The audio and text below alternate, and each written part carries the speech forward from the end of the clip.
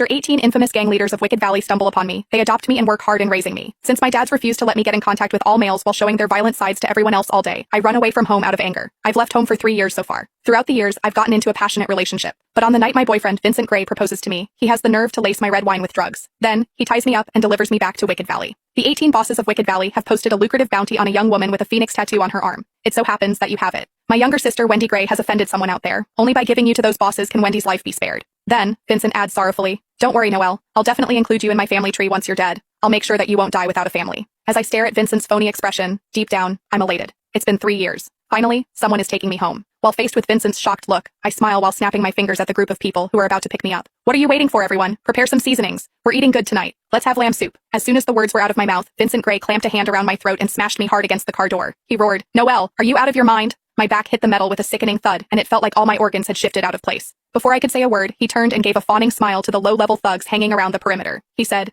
"Gentlemen, don't mind her. She's hysterical and talking nonsense. I'll take her in right now." With that, he shoved me back into the cramped trunk. The drug he'd slipped me was still in full effect. My arms and legs felt like they were filled with lead. From the front seat, his sister Wendy Gray's syrupy, venom-laced voice floated back. "Vincent, will those psychos from Wicked Valley really let me go once you hand Noelle over?" Vincent slammed his foot on the gas and reassured her in a soft tone. "Relax. The 18 kings of Wicked Valley have put out the highest bounty for a woman with a phoenix tattoo. Noelle just so happens to have a fake one. As long as we give her to them, it'll quell Mr. Shaw's rage, and your life will be spared." "Fake?" I looked at the vivid blood-red phoenix on my right arm and couldn't help but laugh. It had been personally inked on me by the boss of Wicked Valley, Terrence Shaw, who was also Big Dad to me. Seeing the tattoo was equivalent to seeing Big Dad himself. Yet Vincent, the idiot that he was, actually thought it was a knockoff. My 18 dads probably never dreamed that Vincent and Wendy would personally deliver me right to their doorstep after searching for me for 3 years and turning up nothing. Vincent heard my laughter and assumed I was scared out of my mind. He sighed, then said, "Noelle, I've fed you and sheltered you for 3 years. I've never done you wrong or given you any grief. Now that Wendy's in trouble, it's time for you to repay me. You're trading your cheap life for the peace of the Gray family. You should be honored." I actually laughed again, this time from sheer anger. 3 years ago, Vincent's company had gone bankrupt, and his enemies had come for his life. I'd taken 3 stabs for him and carried him on my back for 6 miles in a torrential downpour. He'd kneeled outside the emergency room and sworn that he'd cherish me with his life. He'd vowed that he'd never let me suffer even the slightest grievance. But now, just because Wendy had caused trouble, he hadn't hesitated to spike my drink with a heavy dose of sedatives. He'd packed me up like a pig headed for slaughter and delivered me as a sacrificial substitute. The SUV jerked to a sudden stop. The door was yanked open, and the harsh glare of a searchlight made me squint. Wendy looked down at me imperiously. She yanked me out of the trunk, making me fall to the ground.